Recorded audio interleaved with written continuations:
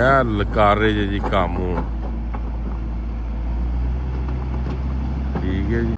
बिस्मिल्लाहिर्रहमानिर्रहीम अस्सलामुअलैकुम या अली हक हैदर।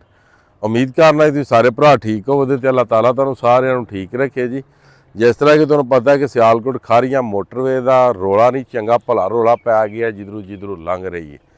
सब नालों पहला ये गल सुन लो सारे भरा, जिस लोकेशन ते असीं खलोते हैं यह सामने पंप है या लखनवाल तो अगला पंप आउंदा है।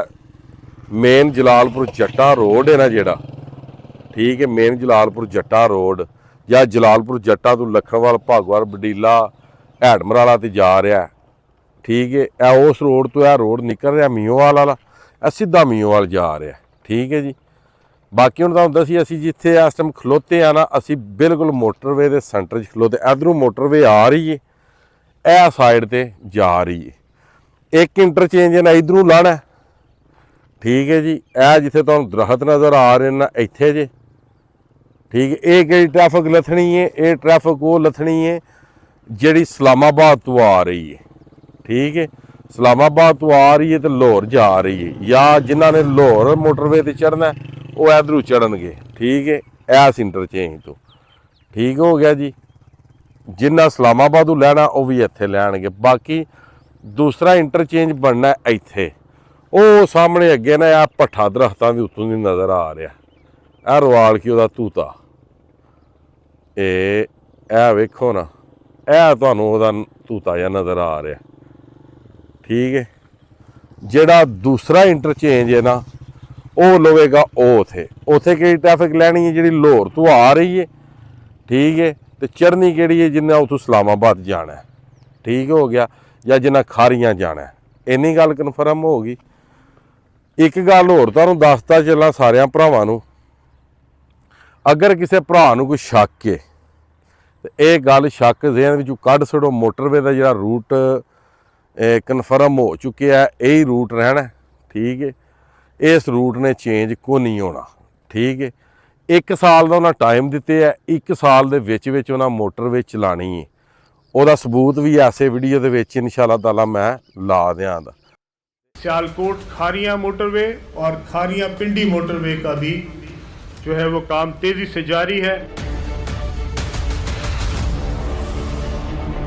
और इंशाअल्लाह ताला आपको 1 साल के अंदर अंदर सियालकोट खारियां मोटरवे जो है वो मुकम्मल होके मिलेगी इंशाअल्लाह। 380 किलोमीटर की बजाय इस मोटरवे के बनने के बाद लाहौर से पिंडी इस्लामाबाद के लिए अब 280 किलोमीटर जो है वो आपका दौरानिया होगा। तुसीं भी अपने हक अदा करिया करो, वीडियो को ज़्यादा से ज़्यादा शेयर करिया करो, ठीक हो गया जी। तो बाकी रूट इहदा फाइनल हो चुके हैं, रूट इहदा चेंज को नहीं होना। तो चलने हुण जनाब अगे, क्योंकि जदों एक बार रूट कन्फर्म कर दिता जाता है ना तो फिर वो रूट पिछा नहीं आता। हाँ, कन्फर्म हो के उस रूट के उत्ते काम शुरू ना हो, फिर तुसी आ सकते हो कि रूट जिहड़ा वो चेंज हो जाएगा, ठीक है। ये रूट चेंज कोई नहीं होना। इस रूट दे विच जो आ रहा वो इंज ही जा रहा। बाकी गौरमेंट अगे साडी रिक्वेस्ट है कि जो किसी का नुकसान हो रहा ਉਹਦਾ पूरा किया जाए, ਉਹਦੀ हक रसी की जाए। तो बाकी कई भरावां नूं ये वीडियो हुण चंगी भी लगनी है तो कईयां नूं माड़ी भी लगनी है, क्योंकि जिन्हां दे घरां तो लंघ रही है उन्हां नूं माड़ी लगनी है। तो जिहड़े ये सोच रहे हैं कि मोटरवे जल्दी बननी चाहिए उन्हां नूं चंगी लगनी है। इस गल्ले करके इस वीडियो दे विच अज हकीकत है, ठीक है।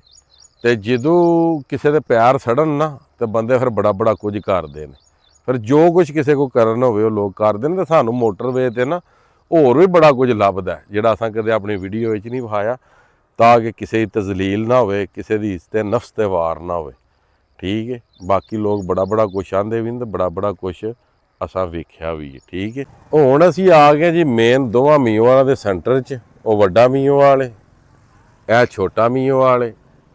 यह पिछे वेख लो ना ब्लाक शलाक चुक छड़े जे, उधरों दी हद बनी है, ठीक है। मकान विच आ रहे हैं, आ रहे हैं।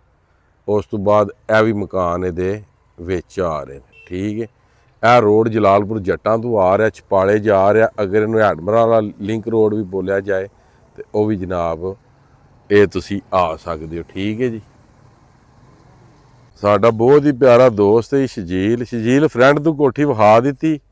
ਇਹ ਤੁਹਾਡੀ ਨਾ ਬੈਗ ਤੇ ਵਿਖਾ ਰਿਹਾ, ਇਹ ਬਲੇਡ ਵੱਜੇ ਆ ਪਿੱਛੇ। ਇਹ ਤੁਹਾਡੇ ਵਾਲੀ ਕੋਠੀ ਜਿਹੜੀ ਮੁਕੰਮਲ ਤੌਰ ਤੇ ਵੇਚੇ ਆ ਜਿਹੜੀ। ਠੀਕ ਹੈ ਜੀ, ਇਹ ਕੋਠੀ ਮੁਕੰਮਲ ਤੌਰ ਤੇ ਵੇਚੇ। ਇਹ ਦੋਵੇਂ ਮੀਂਹ ਵਾਲਾ ਸਿੱਧੀ ਆ ਨਿਕਲ ਜਾਂਦੀ ਏ ਫਿਰ ਲਾਲੇ ਚੱਕ ਨੂੰ ਇੱਥੋਂ।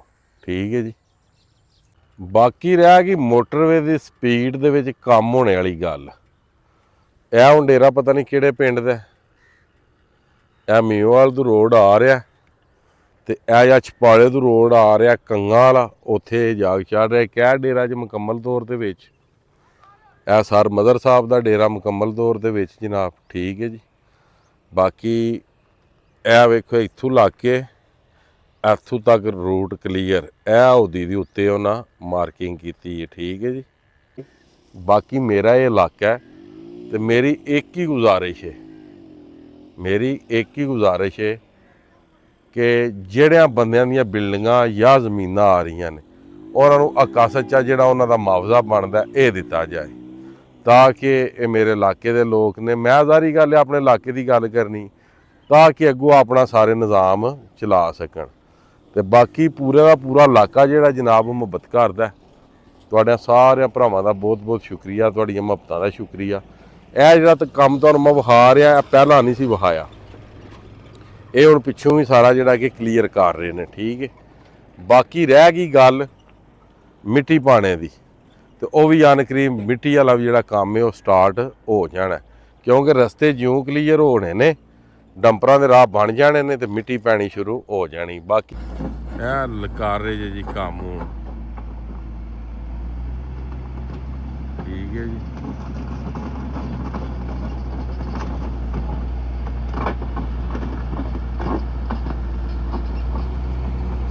ਇਸ ਟਾਈਮ ਛਪਾਲੇ ਰੋਡ ਤੋਂ ਆ ਰਹੇ ਆ, ਜਲਾਲਪੁਰ ਜਾ ਰਿਹਾ। ਇੱਧਰ ਮੀਓਵਾਲ ਤੇ ਮੀਓਵਾਲ ਤੋਂ ਰੋਡ ਆ ਰਿਹਾ, ਮਸ਼ੀਨਰੀ ਕੰਮ ਕਰ ਰਹੀ ਜਨਾਬ।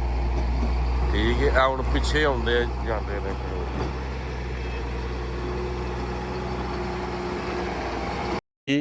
ਉਮੀਦ ਕਰਨਾ ਅੱਜ ਦੀ ਵੀਡੀਓ ਤੇ ਅੱਜ ਦਾ ਵਲੌਗ ਤੁਹਾਨੂੰ ਪਸੰਦ ਆਇਆ ਹੋਵੇਗਾ। ਮੈਨੂੰ ਦਿਓ ਇਜਾਜ਼ਤ, ਨੈਕਸਟ ਵੀਡੀਓ ਆਉਣ ਤੱਕ ਜ਼ਿਆਦਾ ਆਪਣਾ ਖਿਆਲ ਰੱਖਿਓ, ਆਪਣੀਆਂ ਖਾਸ ਦੁਆਵਾਂ ਦੇ ਵਿੱਚ ਮੈਨੂੰ ਯਾਦ ਰੱਖਿਓ।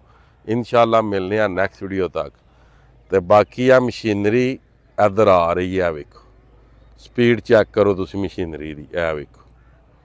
ਠੀਕ ਹੈ, ਸਮਝ ਆਉਂਦੀ ਜੇ, ਇਹ ਵੇਖ ਲਓ।